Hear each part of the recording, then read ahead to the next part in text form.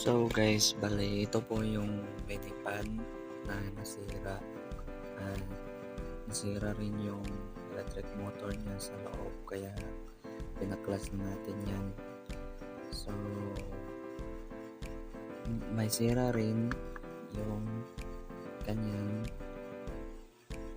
A2 HHB kasi sumabog yan.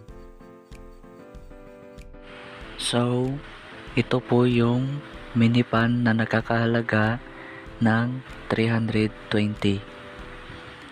Sayang rin naman kung itatapon natin yung 320 at ito.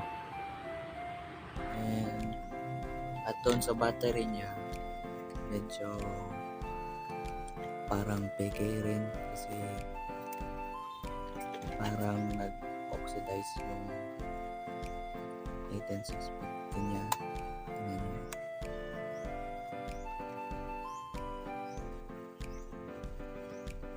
Wala namang problema dito, pero yung problema niya kasi yung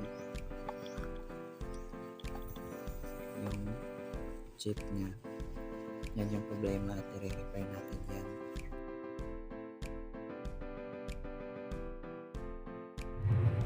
At yan po yung materials and cost niya. So yung cost niya is 1,963 at yung budget natin ay 4,000 to 6,000